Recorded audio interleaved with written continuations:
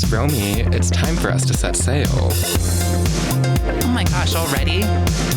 Well, okay, Miss Blossom. Let's go. We're gonna talk shit. Get with us. We're gonna talk shit. Get here With Blossom And Romie. Romie. Blossom. Hello. Hello. It's been such a long time since I've seen you. It's been a long time. I mean, only a week ago, right? When our last episode came out. Yeah, just a week since our last episode. Yes. TV land time. Yeah. Our last episode of Talk Ship Get Hip. Welcome to our podcast, the only Love Boat review show out there led by two gorgeous trans femmes. Yeah, the only Love Boat review podcast with us. The only one that you are listening to actively at this moment. Right. Right.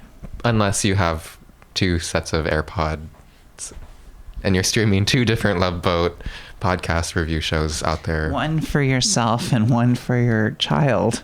On the way, the bun in the oven. Or your inner child. Or your inner child. No, it has actually been a hot minute. It's been a minute because I am browless. I am a browless bitch as well now. Oh my God, I know. It's so fierce though. Like you should like do a little something. I don't know how well the camera is getting this, but right. Yeah, a bleached and for out those brow listening, is everything. I have blonde eyebrows now. Yeah, they are. So it's been a time's worth amount to the point where I don't have eyebrows, which... She's come back from a week of not being on the show with, you know, blonde brows and a new lease on life, having been cleansed, having been liberated of your brow pigment. Yes. It's cool. It looks sick. It's fabulous. Thank you. What have you been up to since I last seen you? Let's check in. Oh my gosh. We unload our cargo at up top. Yes. What do you have to check in with me about? Oh gosh. There's been a lot going on. I've been quite busy as as I said last time. However, I'm preparing for the one true holiday. I like to try and have an Easter bash because like people are like, why Easter? Like it's a brilliant holiday to get to enjoy because you have an aesthetic theme that's very well defined. Nothing really makes like a lot of sense thematically with like the chicks, and I mean like there's the religious aspect of it, which is fun, but the secular Easter is where it really gets wild because it's just all chicks and eggs. And I saw this horrifying video on Twitter this week of a horse eating a baby chick like alive. Like there are just a bunch of chicks and the horse is just like brr, and it like I don't know, it kind of made me think of Easter. So I'm trying to get ready for my Easter party, and I've been enjoying working on music and working a lot during the daytime and working on pieces that I am working on. You were the one who went on quite an adventure. I'm just like here tooling around with all my usual nonsense. Tell me about your excursion. My excursions, yes. I'm going to try to block mental image of that equestrian nightmare in my head. I did not know that was in their diet. I thought they were vegetarians. So lately I've been so sad. Yeah, I didn't prepare you for this, but lately I've been seeing a lot of disturbing animal videos kind of forced upon me. You just go on TikTok or Twitter and it's like right there. And so just a bunch of chickens just like jimking around, and then this horse just like like sniffing around and just like completely out of nowhere. You don't expect it at all. No bounce about. It's just like burp, just eats the little. Terrible. It's horrible. And then the mama chicken goes like burr. Oh, it's awful. That's the sound only a mama chicken can make when she witnesses that. Yes, my physical excursions. I did physically leave our realm, our Portland drag scene. I did enter other drag scenes as a spectator in some places. I went a little further north, up to our sister city of sorts of Seattle, and I saw a drag show there. It was cute. Yeah. How was your tossed salads and scrambled eggs at your Seattle drag show? No, it was fun. I got to meet some performers, some queens that I have been internet friends with a little bit. Cute. I didn't perform, or I wasn't in drag. So it's a different vibe. But I think people can tell, like, even when you make eye contact with the performer and you as a performer in the audience, and I feel like sometimes there's an energy that radiates. Oh, girl, it's the no eyebrows. No, I had That's eyebrows. how you know. I still had eyebrows by then. Oh, okay. Well, either way, there's also an energy that radiates. But when you don't have brows, that also screams like that you're out of drag. Well, I famously have the drag fade that you have given me when I come get my hair done from you. Even though I don't really wear lace front wigs that much, but I am getting into those more. Right. I don't know if anyone unindoctrinated to this little piece of drag behind the scenes is listening, but just to explain, it's for we kind of take our hair, you don't want your real hairline to get in the way of your hairline, so you do a little undercut moment just to get anything out of the way that would want to peek out preemptively, of course. Right. And I like that look for daytime realness too. But yeah, I did see drag there, and then I made my way to the East Coast for like a hot second. But I don't know. I'm happy to be home. I am a Sagittarius, so I do love my adventure, but it was a lot of adventure. I need to be home in order to continue my adventures. So exactly.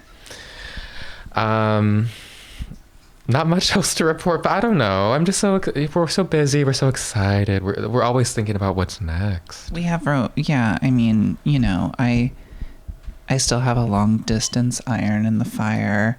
That's going a lot. I'm getting along with all of my exes except the one I used to be married to, the one who hopefully doesn't exist anymore. I don't know, hopefully, with any luck.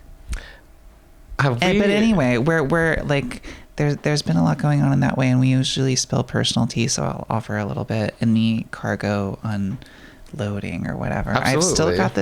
I've still got this long distance thing going, and it's just, I honestly think that the format, it would be lovely to spend more time together, but the format of like just texting is kind of lit. I'm almost kind of here for it. There's something amazing about the distance. Absolutely. Yeah. No, I love the real-time report backs of Romie's field research, aka or Romie's, cruises and adventures, aka just dating in real life. Cruise irons and the cruise fire, darling. Yes. I feel like, I don't know, that deserves its own episode. Like, have we expounded upon your fabulous aspect of your identity as a divorcee, as the most chicest? Oh my God. I don't know if we have even jumped into that, if you would want to, but we could dedicate a whole episode to that even if you wanted to. I bet, well, there are divorced people in the show that we review constantly. In this episode, even today, that we are going to review, there are divorced people, people with divorced experience. Yes. So if you ever wanted to, but yeah, I mean, this is a space for us to do it all, or to share nothing also. I mean, yeah, we don't have to share anything, but I was under the impression it was part of the segment. I think that, yeah, having been married, I completely agree, it does make you more interesting. And I think that I don't know, I think that we're at a point now where it's cool to have had like a couple marriages even. Why not? It's kind of fabulous. You could like, Liza it a little bit. Absolutely. Yeah. Why not? Yeah. Marriage. And each wedding ceremony can get like more camp because you're not taking it quite as seriously each time. So you can have like Janice Dickinson for her 4th marriage had like a Valentine's Day themed wedding, and everything was hearts, and it was like amazing. So yeah, it's everything. And that marriage only lasted like a few months. So, I mean... Not even for the next Valentine's Day. Exactly. Not even to the next Valentine's Day, which is a serve in and of itself. Frankly, I think that we should all embrace the serve that is divorce. Thank you. No, I love it. I mean, I'm inspired by divorce. I have done a drag number inspired by divorce. I mean, I have divorce in my family. Divorce runs... It's genetic. No, but... yeah, there is something very chic. I mean,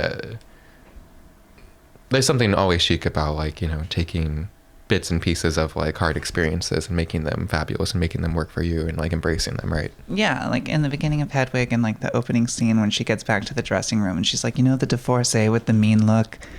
I thought, you know, this lady wants a piece from me. I didn't have anything in my hands. I was going to, you know, go for the eyes. That part, like, I thought about who is that lady, because they never mentioned her. They kind of did like a Maris Fraser thing to tie back to Seattle, and they don't show this character, the old gag. And now I think about it and I'm like, what if I'm her? You are her. In another universe, and I was at the beginning of Hedwig, and yeah. I love that. Right. The multiverse of Romie Romak. Mm-hmm, yeah. Amazing. Well, speaking of divorce, we have a few, or at least one divorcee represented in this lovely episode of the hit smash TV show The Love Boat that we will be reviewing today.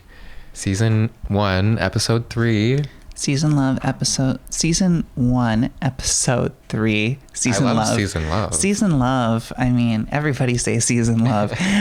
Season 1, episode 3 of the show that, you know, I was just watching this, not to get on too much of a digression again, but about how the cruise industry like sweeps human disappearances under the rug, and how there's like a clause where if you sign up to be like on a cruise, they can use you as like fuel for the cruise ship, and like you already signed up for it.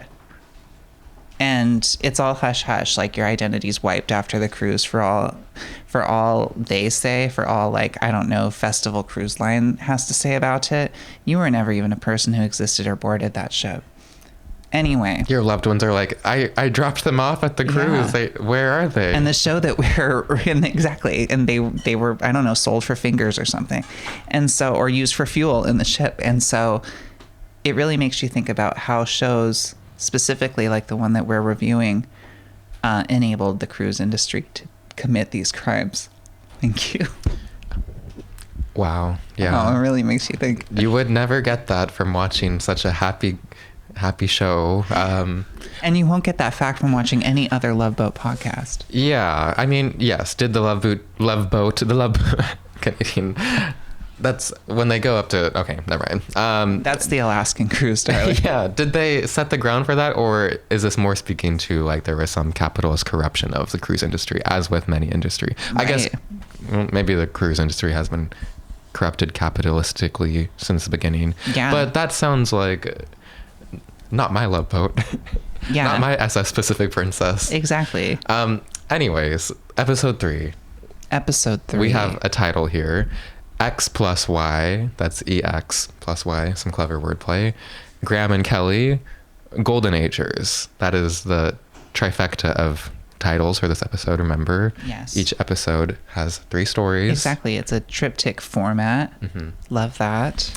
And yeah, I liked most of them. We have kind of an age play going on with the storylines here. We have X plus Y, which is about like a mid-age couple. Right. Who are What does mid-age mean? That depends exes. on what. Yeah, it depends. If you adjust for back in the time, I mean, you know, because like, who Life knows? life expectancy was yeah. different. Yeah. Who knows what people's ages were? And also Right. there's kind of like a factor, because we associate oldness or dowdiness with like certain time periods and certain things, Right. you know? We have Graham and Kelly, who are 12-year-olds. Yeah, so there is a youth story in the triptych going on that's all about young love, first love, the awkward, like making a funny voice if you've got butterflies for someone. And I don't know, I had really, like, to be completely honest, I really could have done without this entire segment. It's cute and all, but like, I don't know. What did you think? I had too much issue with the fact that they were children. They look like the same person. They were just both out there serving Pippi Longstockings, but without the Longstockings. Right. It speaks to the audience at the time, and maybe less so nowadays, of who is watching The Love Boat when it was airing, right? It's probably families watching the show at home after dinner together. So But were they? This show was so steamy. I don't know. I mean, there were parts of this young love, you know, coming of age story that was cute. It was like, oh yeah, that's cute. Romance of different flavors, of varieties, but yeah, I'm not here to watch 12-year-olds flirt with each other, although it's cute to see, I guess, them puppy love. Yeah, there was like a running gag with like doing a weird Igor from Frankenstein voice, like, yes, Professor. The actors were wonderful. I mean, was cute. Graham, who's playing a young boy, is Scott Baio. Right, that's true. A very young Scott Baio. Right. Baio? I forgot about the Baio, yeah. Baio. It's a lot of vowels at the end. Baio. Baio. And then the third storyline represents the other end of the life spectrum. The Golden Agers. Yeah, which is apparently all about being completely insane. Well, it's the Golden Agers is the name of a group of folks from a retirement home. They have a chaperone with them who, in this episode, is our lovely cruise director Julie's love interest. We get a little bit of Julie spotlight in this episode. Right. Julie is basically vying against all of these senior-aged people, mature people, to for the attention of this man. And I guess that the thing is that comes out to the resolution is they're just like, oh, we're not allowed to do anything. Like, they electrocute us with shock treatment when we try and go outside after 8 o'clock. If we asked for like ketchup with our food, they put us in like one of those weird medieval stretcher things. No. So that's why they're just like popping off. Like, these old people are going crazy. They're playing bagpipes. They're pouring vodka into their clam chowder. That was another elder lady who wasn't part of that retirement home, and also they did not reference those things. The Golden Agers, they are very cool. The vibe I was getting more so was that they were like cool beatniks that were now in a retirement home together. I don't think it was reference any elder violence, although that is our Romie. But speaking of Scott Baio and who the other famed people of this episode, you clocked Terry Larson, who is played by Loretta Swit. She Right. is one of the exes in that first episode the first part. You clocked her from MASH. Yeah, any fan of like 70s and 80s TV maybe wouldn't know her as Margaret Houlihan, Hot Lips Houlihan from MASH. She was like the lusty blonde bombshell. And she's fabulous in this episode. She was definitely like, she and the looks, which of course we'll get into, that she showcased in her character, were far and away my favorite part of this episode. Very fun. And her hair, it's so platinum. You don't really see ashy blondes that much at that time. Like, you did, but it was a different look. Fabulous. Yeah, beautiful. And you also clocked her ex-husband, who is a central character in the show, who I did not... He's a big one, too. It's Robert Reed playing a character named Barney Mason, who is the father in the Brady Bunch. Father Brady. Dad Brady. What was his first name? Braidson Brady. He was wanting to be, his whole story is that he wanted to be like a real dramatic actor, and apparently complained about like how weird and scary the like family TV cheese sitcom lines that he had to do on Brady Bunch were. But I don't know. You also informed me that he was queer. He was queer, and he was probably one of the first celebrities who, I mean, probably not one of the first, but one of, more prominent figure name from that time, a household name, someone from a family show who, was victim to the AIDS crisis and was kind of subsequently outed, sort of, which was something that was happening. But that's part of his, that's part of our history. Yeah. So shout out to Robert Reed and that part of queer history in American cinema. And absolutely. American Rest his TV. soul. We still enjoy you now, Robert Reed. Your curls were perfect in this episode. Yes, they were. His character, though, we'll get into it. But so that's kind of the foreground. That's the up top summarization of the episode. And it was a fun episode. Yeah, so I feel like we can jump a little bit more into the exes of it all. I was going to say Father Brady and MASH lady.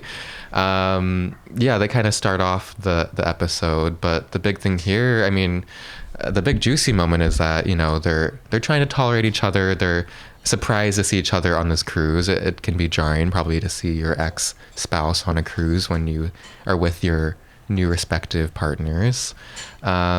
And they have a moment with each other. They're trying to go to the jackpot bingo, honey.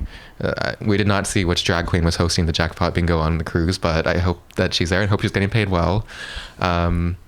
It was John Ritter's character from the last episode. But they were really turning the house down. Boots, the ship down, sunk that night. But I think that they're really contentious in the beginning, the exes, and that's the whole thing. They're doing that trope of like, we hate each other, and so it's like that 70s kind of like TV banter where it's like, oh, take a hike, and it's like, you take a hike off of a boat or something. It's Totally. very, like, it's all of those colloquialisms. Yeah, that was something we talked about in the last episode, I believe, is like archaic, outdated language. I believe Terry, the lady who poured Jägermeister. No, that's Miss Kitty. Oh, Miss Kitty. How could I forget Miss Kitty? Terry had a dig at her ex-husband, and she said, if you had any character, you would leave this cruise. And that's kind of a fun phrase that you don't hear. If you had any character, if you had a sliver of character, you would do what's right. And also, how is he supposed to leave the cruise? What do you do in that situation? There's a dark implication there, as that's true. But so while as fuel for the boat. Well, maybe. But while their respective new partners go to Jackpot Bingo to try to win the $1,000 prize, which back then in 1977 was, according to inflation and price changes, was how much, Romie? Enough. And in today's time? In today's time. How much was $1,000 in 1977? I don't know. Probably enough to get a ride on the trolley and a piece of pie. A piece of mincemeat pie, and perhaps a caricature of yourself drawn at the pier. Thank you. Okay. Well, anywho, their new boos are going to Jackpot Bingo. Meanwhile, the exes are in the hotel, or in the cruise room, excuse me. And, we're noticing some eye catches and some catching of the eyes, like, oh, you're wearing that suit I bought you. Oh, you're wearing that perfume, the Chanel No. 5. The Shalimar of it all. The Chanel, yeah. And then there's like, oh, would you mind zipping me up, ex-husband? I just need a zip. Right. And then there is full on. one thing leads to another, and they both succumb to the classic allure of the ex syndrome. And then it's weird because then afterward they're like, back to fighting. Mm-hmm. But then there's this weird kind of confession that only really happens on one side with one couple, where it's like, remember how you told me that I should really settle things? Well, I just think you're great. Like, yes, they have a moment of intimacy again as exes, and neither of them tell their new partners on the cruise. It's kind of Terry kind of does. It's kind of implied that she does in that, like, but there's no no, but it's not really. Terry has a wonderful heart-wrenching line, kind of. I thought it was very dramatic. The underscoring music is fabulous. She says, "It's a shame. What we got that's good is real good, and what we got that's bad is real rotten." Oh my God, I know. That line was a dinner fork in the heart. Really good. And her performance is great. I mean, she's misty, she's lit perfectly. She's serving, the music is really swelling. She had a full, daytime, well, it was evening, it was prime time, I guess, when it was airing, but TV drama moment. Yeah. Yeah. So good storyline. I mean, we resonated. We can see bits and pieces. Everyone, you can always find something in the Love Boat. But this episode especially, it's fiery. Let's switch over to Miss Julie, our girl Julie. She had her own love interest this episode. Good for her. She got to be a little horny on Maine. No, she was. They really went heavy-handed with the representation on it too. He was cute. He had, You liked him. Yeah. They're really going for it. Julie's love interest this episode, his name is Mr. Right. Right. Can't go wrong with a Mr. Right. No, I guess you can't. And I guess the running gag is they never get to hang out. She's supposed to like kind of, he's had a long day entertaining the old people who are playing bagpipes and like having a party at all times. And he gets back and she's like, let's have a drink. Let's talk. Let's finally have some time to ourselves. And he passes out immediately, which is relatable for like all of us. You have definitely done that when I've brought you over to my home. Oh my God, every time. When you get done working like a 12-hour shift at a salon where you've been up on your feet for 10 hours. And then I try to ask you to come over to do something with me. Oh no, we still have fun. We do. I love we when do. people fall asleep. Yeah, it That just means means they're I feel resting. really safe with you at your house. So safe that I can just, Absolutely. Yeah. But yeah, they have a little romp. That's the thing is Julie even calls themselves two boats passing in the night, two cruise ships waving at each other, missing the iceberg. And at the end of the episode, they're just like, okay, I'll see you later. Or I'll see you never, really. But they still have a good time. They're aware of it. That's what you have to be aware of on the Love Boat, is that your love is fleeting. Yeah. Two icebergs bumping purses in the night. Oh my goodness me. Oh no. The sapphic retelling of the Titanic tragedy. Well, there's not much to say about the third storyline. It was fine, but what we can touch on is who you were trying to clock. She was older, but she was not part of the retirement home. She was just her own lady she was the grandmother of Scott Baio, who Right. is his storyline is this cute puppy love. But we were more interested in Miss Kitty. Miss Kitty was everything. Miss Kitty Piercol was her last name. We get introduced to her when she orders what you called an Irish car bomb, which I thought was just like some kind of Jaeger bomb, or I don't know. I've never really ordered a lot of those drinks where someone drops a shot glass in your beer. No, I kind of haven't either because they're really messy. It was one of the drinks where, she gets it's the shot glass wholly dropped in the beer and she drinks it. And then she has the scene where she pours it into her soup and then she like mainlines it. And then I'm sorry, I'm getting liberal with my retellings, but she literally does. She car bombs it, which is already like kind of an intense, weird, cursed combination mixture, and then she puts that in her soup and she starts just eating the soup. The soup was creamy. We had to assume it was clam chowder. It had to have curdled. It was definitely clam chowder. And when someone tries to take it away, she lets out the most guttural noise. And it's like, hey, I'm still eating that or drinking it. Yeah, At that point, it looked like something. The texture was rather viscous. Yeah, she was like, that's my Clamato breakfast. I was hoping you would remake the noise. I don't know why I tried to make it. She made the noise that chicken made when the horse ate her chick, darling. She was like, it was kind of the same thing. It could have been the same sample. It could have been. We will get a soundboard eventually, but for now we have Romie. A few vaporwave guttural screeches to hit. Right. But we loved her. She was serving looks. She was drinking her drink while playing cards with the kids, which was cute. She was giving the fun auntie, the fun grandma that you would want to be on the cruise with you. Yeah.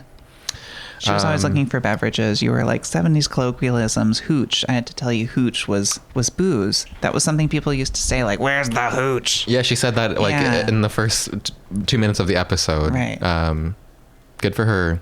Identify the source. Find your dealer. That's mainly the summary of the episode. Recommend. It's a great one. So good. Let's take a little break before we jump into the looks. Sounds fabulous. And we're back. We are. That was a lovely commercial break from our sponsor. Who was our sponsor again this time? Nutella, but they changed their branding. It's Doritos Nutella now. Doritos and Nutella have finally partnered up, which is funny because I'm really looking forward to the Nutella Doritos taco.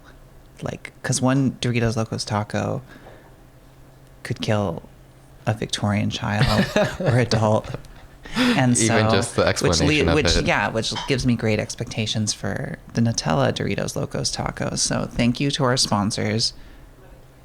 We love you deeply. I love company. Thank you for the clarification. I was wondering if it was Nutella flavored Dorito or if it was Dorito flavored Nutella. Yeah, well, the sponsor wasn't very clear to me that we did. Exactly. I know. It's weird. I was like, how do you get Nutella dust? It's so creamy. Mm-hmm. How do you make Nutella in dust form? But, mad gay geniuses and the mad gay food dust labs are just crazy. Yeah. I found myself, people were really hyping up one of my, guilty pleasure trash junk food things is Pringles, and I love really Pringles. All Pringles are the same, but they just have different dust on them. And everyone was telling me to try the scorchin sour cream or burning sour cream or whatever. And something about the dust made me sneeze uncontrollably every time I tried to eat one. It was crazy. You couldn't even get it in your mouth? I mean, I could, but I would start sneezing. Wow. Yeah. It wouldn't stay in your mouth. I mean, yeah. Your body was rejecting it. I was trying to hold it in as my body was trying to shoot it through my nose, but still really an experience. Wow. I love Pringles. I love the original. I love an original potato chip. That is Salt and potato flavored. salt and potato flavored. I love it too. Or even things that are like salt flavored or like salt and vinegar. That is nice, but sometimes that's too much for me. Yeah. Salt is a great flavor on it in and of itself. Just an original flavor. Original. If something is flavored original, I'm probably gonna like it, I think. Do you like plain M&Ms? Sure. They're really good. Opposed to like Honestly, a peanut. as opposed to peanut or peanut butter or whatever other weird ones they did. Yes, I like those. Yeah, I like this one. Okay, well, it's time for our hit smash segment. I mean, truly one of our favorite segments because we get to judge, we get to look at the fashions. That's what the show is really for. It's the segment that we really look forward to. It's the main point. It's the looks. And especially in this episode, the fashion was really used to enhance the storyline, even from the very first one that we're going to be reviewing, which is a look here with Terry and her boo. And her boo is wearing terry cloth. I love this Terry on Terry double entendre. But the fashion in this episode, I think, was really used to enhance like motives and plot points and little comedic moments. For example, we have Terry in this beautiful blue riding hood moment, that kind of like mesh moment, ties at the neck, mid thigh length, but she uses it to hide from her ex-spouse when she sees him. She throws it over her head and puts some glasses on. And it's so fabulous because it has a hood and yet it's sheer.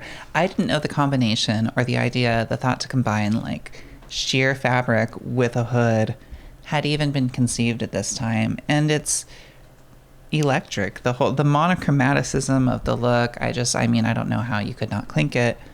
I'm sure Absolute there's someone clink. who would try. Someone who hates blue.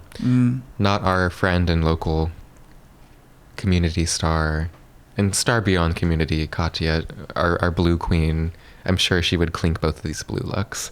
Yeah. Matching blue mules and her boo in a lighter blue outfit. I blue know. I outfit. love the outfit. But yeah, clinks all around and a great way to start off the episode for Miss Terry. Absolutely. Giving nautical mage. Nautical mage. Hydromancy, if you will. Hydromancy. Clinks. Okay, we have Miss Kitty in her first look here. What do you think? Oh my gosh. Miss Kitty is serving oversized pearls. She's serving a strong pattern. She's Tic Tacs. She's breasting boobily, as they say on Twitter. She's fabulous. She's pouring, mezcal into her Milkshakes. soup, into her milkshakes, into her split pea soup. She, she's She is the enjoying moment. she's enjoying her cruise, and she's abandoning her grandson for long lengths of time to drink Clamato, and I don't know. I mean, clearly she's living a colorful existence. Who knows what else she's got going on? I'm sure she's got a side hustler too. She seems to definitely permeate like hustling energy. She's probably like, helping the people on the ferry to decide which passengers to compost into fuel in exchange for some hooch to pour into her chowder. Because that's her game. And that's the power of fashion. It can teach you that. So it's a clink? I mean, of course. Okay. Honestly, I think that like the archetype of like this lady with the bouffant and pearls and the mugglade and everything it really was done the best at this time. And a lot of times you see things from like the 90s or the 80s that are kind of this mean, cruel, garish characterization of that's kind of like, I don't know, people just getting out how much they hated their aunt or their grandma or something. But this was the archetype of that, and it's honestly a serve. I don't know what's wrong with having fun. What's wrong with pouring Everclear In front of children. into your porridge in front of children? On the Love Boat, nothing. Well, certainly not in 1977. Yeah, it's a great look. It's a great, I love to see what outfit the characters are introduced in, because I feel like that sets a lot for, a first impression, maybe a little hint at what their personality's like. We have her in bold, fiery, scarlet, red, crimson energy, and she's a firecracker. So She's a hot ticket. hot ticket. It's a clink. Mm-hmm. Clink. Okay, we have, I don't think they're introductory looks with each other, but certainly some moments to be looking at here in this shot. Or What's the diagram with the body language that you do that's got like the kind of dot that they did with Will and Jada at the Oscars or something? He's just fully open. I like the shirt a lot with that little pocket. The shirt is really cute. Julie's Yeah. bathing suit is really cute. We don't often see her like enjoying. She's cruise director, so she's usually directing the fun, but she's having a little fun here herself. This is like the day that they met, I believe, and they have just fallen head over heels for each other. But it's very cute. I love an open back one-piece bathing suit. I know, and just in black, it's so nice. So chic. I just So found a everything. yellow polka dot one-piece open back at a thrift store. Amazing. I'm excited to wear her. Oh my god, I know. I'm so looking forward to I want to go swimming. I know, I want to too. I had actually I was supposed to go to this party last night, and I had packed a bathing suit, this little breen aquage fantasy, of course, with one strap, and very 80s, very strong with the pattern, and I was very excited to wear it. Anyway, it didn't happen. I digress. It will though. The season is hypothetically upon us. Yes, and breen, for those listening / watching, is blue-green. Blue-green, yeah, in my dumb language. Breen, my favorite color. And our beautiful... That's canon in the Talk Ship Get Hip universe. Exactly. But yeah, clinks all around. This episode, we have lots of sportswear, lots of sporty resort cruise. Okay, yes, every single episode there is. But I feel like especially emphasized in this, in the vibes of the looks of this episode, some hits in the casual Kelly, but chic Absolutely. wear. Clink on both parts. Clinkage. Clinkage. We're being darling. very nice. Okay, we have Miss Kitty in another moment. I love how they were so Miss Kitty focused. She really kind of was the breakout star of this. She's giving, I don't know. I love the color, of course, but I'm not sure if I really love this cut of blouses. They're very beachy though, so it is kind of fun. But what is the hat? The hat is Kentucky Derby. The hat is fully Kentucky Derby. It is quite dissonant. It really, yeah. I don't know. Love you, Miss Kitty, but I'm not sure that I'm getting the combination of the ensemble. No. It's giving Prince. No, it's giving. You uttered Queen some of, names of It's giving some people. Queen of England Walk of Shame. It's if the Queen, because she would always be monochromatic. This is if Queen of England was Yes. When we watched the episode together, you name dropped a few people. It's giving. It's a little pedestrian. Yeah. Mm-hmm. Yeah. It's a sing. Oh, I remember now who I name dropped. Yes, we are syncing this. We are syncing this. It's giving first time in drag. It's giving beloved, locally tolerated legacy icon.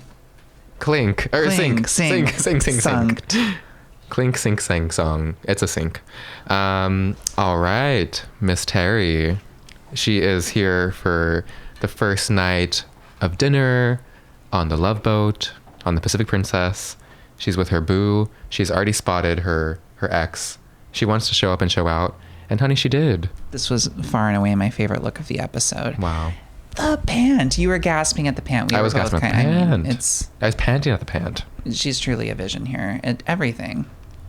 You used the word robin's egg. I think it's a very accurate. Robin's egg. Mm-hmm. Yeah, she was flagging robin's egg. Mm-hmm.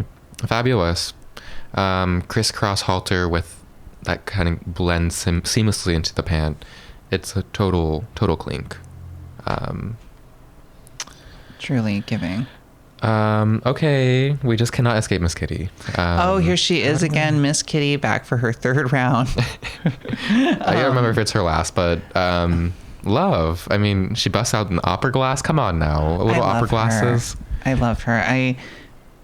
Yeah, Miss Kitty with the little opera glasses. This textile, this pattern, this print. I know. It makes me so sad to think that there's no possibility that this person is still alive, because I would love to ask her about what it was like to play this character and whether or not she had conceived a backstory or was given a backstory for Miss Kitty. What made her like this? She's so fun. She's kind of brassy, but she's more polished than just brassy. She's not a full-on Clarla. She's like a Clarlage. Clarlage. Ooh. Have we even? I don't even. We think haven't even explained or unpacked Clarla. Clarla is like one of my characters. She's kind of like a scary South Floridian anti-vaxxer mom lady who's like kind of based on Tan Mom, and like one of my family members by marriage who no longer is in the mix.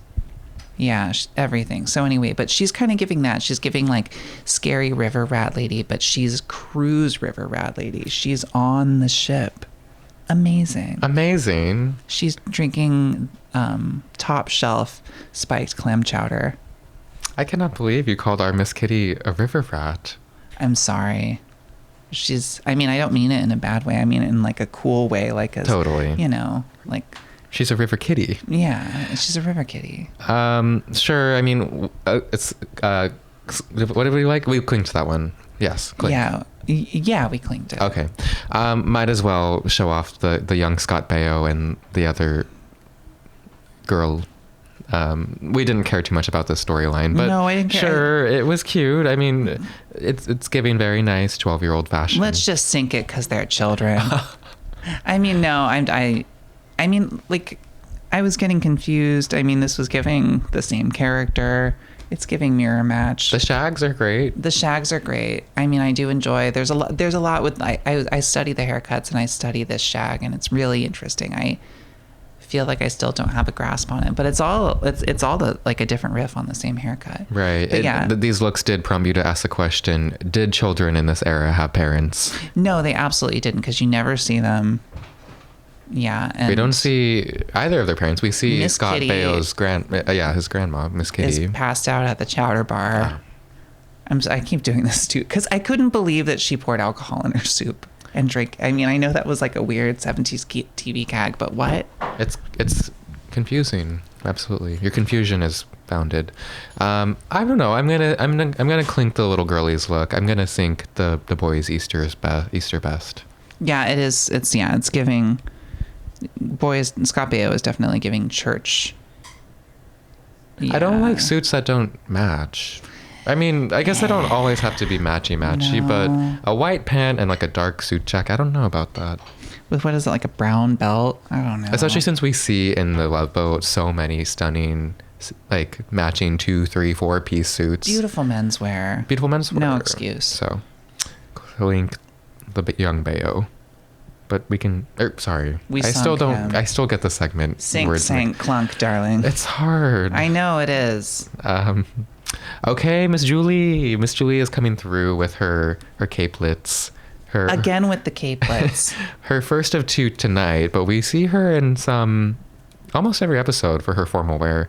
I know. I hate that I'm getting tired of this silhouette for her because I really loved it at first. I know. This one is stunning though. We have this like beautiful chiffon off the shoulder or on the shoulder moment, and this kind of bustier like corset like top, but there's still some flow to it. Beautiful. It's cute. I love the color palette. She loves the floral. In this episode, we also get to peek a little into Julie's really cute apartment room. I mean, as one of the 4 or 5 core staff members of the Love Boat, they get their own. They have quarters. Yes, quarters, and it's so cute. There's flowers, there's blossoms everywhere. She does, yeah. So cute. So yeah, we clink. She looks stunning. Great motion. You know, when you're cruise directing and you're strutting down the halls, you want something that flows behind you, I guess. And I mean, I love this pose so much. That's a little lean over, yeah. Fabulous. Well, let's just get into her second one as well.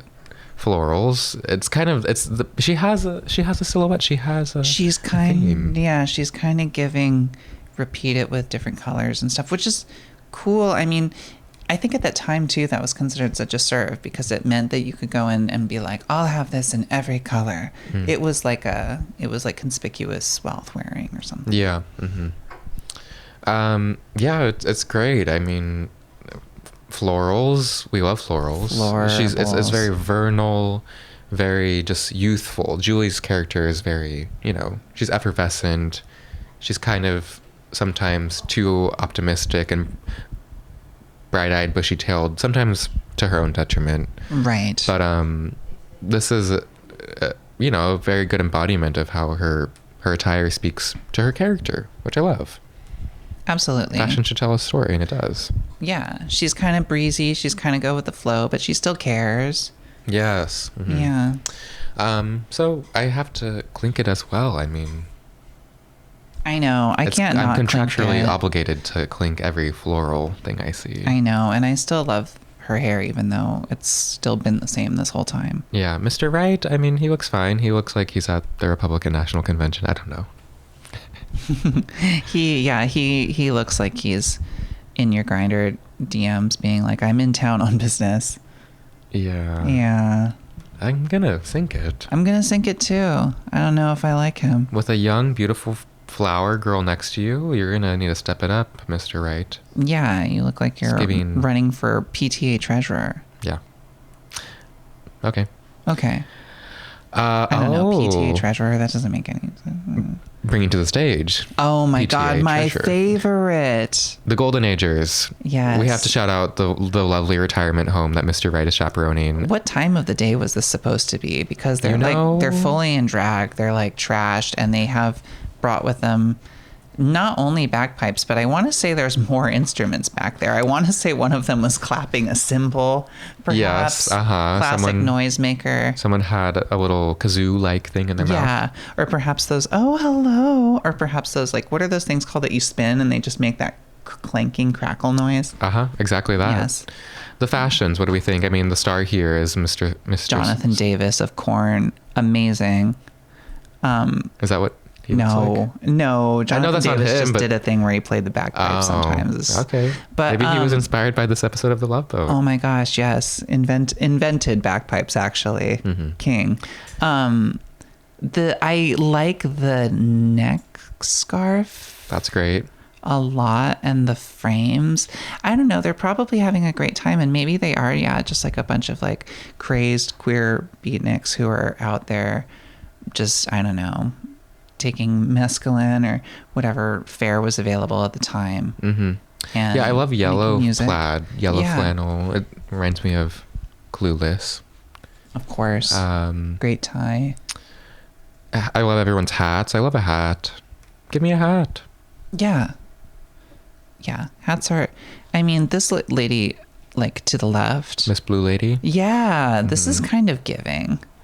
It's cute. Yeah. Well, it's a collective clink for the Golden Agers. Good for them. Yeah, good for them. We just can't escape. We like her. This is the beer soup. Yes. She makes, I guess it's like clamato, because isn't clamato just beer and clam chowder mixed together? Probably not. No, clamato, you have the auto in there, so there's tomato. Yeah. And I believe that's true. Clam juice. Clam juice. It's a purified chowder. Yeah. But here she's full on nautical. This is the full fantasy. She's giving us, what is that one musical? Call of the Wild. No, the one that's they landed on Plymouth Rock. Look it up. Patti LuPone's in it. She does one of the roles, or I don't know musical theater terms that well. Okay. It's called Come something, I think. With Patti LuPone. I'll look it up later. Okay. Or we'll find out. But yes, a classic sailor. You got to serve sailor when you're on a cruise. She looks great too. She has a beautiful body.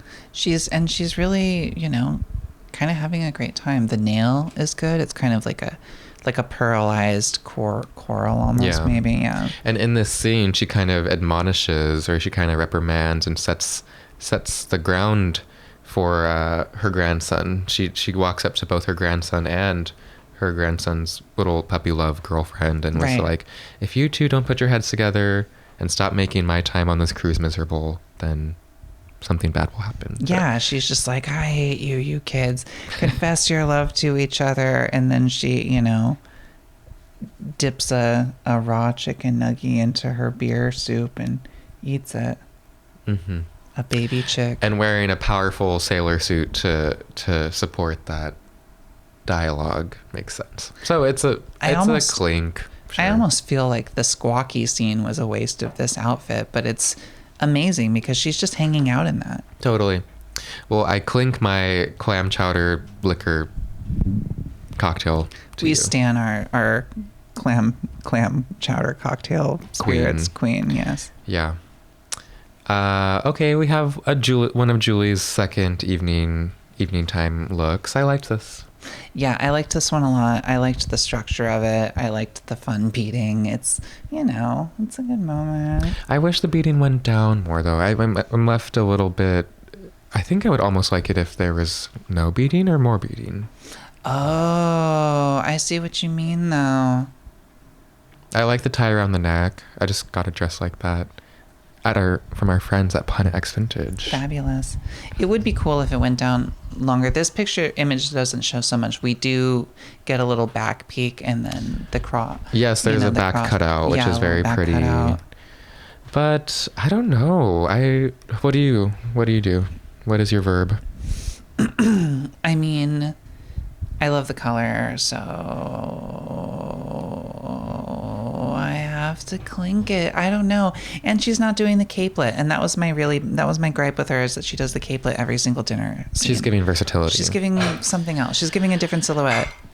I have to think it. Okay. I just can't stop thinking now. Is this the first time we disagree? I don't know. I'm sure I don't know either. In general or on the segment? Yeah, in general. I just can't stop imagining it without the beating now, and I think I'd like it much more. Yeah. Or I'd like it with more, but hey. I like the color too, but for me it's a sink. Fair. And that was our last Yay! little girly. Miss Julie. Miss Julie had a lot of looks this episode. Miss Julie actually had an arc. She did, and she also deserved a spotlight in the episode. I mean, that's kind of a fun roulette spinning of the wheel. Each episode we'll see, is one of the core crew, one of the core cast going to get a little moment in this episode. And Julie, it landed on her this episode. It's a Julie episode, and I enjoyed it. I think she's fun. I think we're setting up kind of like you're supposed to be rooting for her. She's sprightly. She's the sprightly one, so, she's going to have a few weird little Casanovas, and this was maybe the first of those. Absolutely. Yeah. A very fiery episode, a very kind of sexually charged episode, if you will. Steamy affairs.